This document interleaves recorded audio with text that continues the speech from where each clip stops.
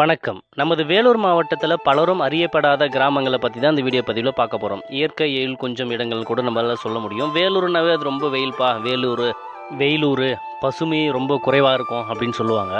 அப்படியெல்லாம் கிடையாதுங்க.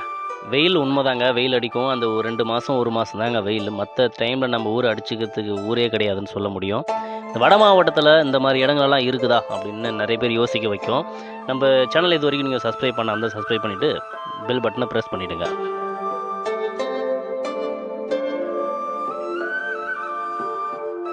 வேலூர் மாவட்டம் அணைக்கட்டு வட்டம் நம்ம கோல்டன் டெம்பிள் வழியாக போனோம்னா ஊசூர்னு ஒரு ஊர் வரும். ஊசூர்லேருந்து சிவநாதபுரம் கடந்து போனோம்னா குருமலை.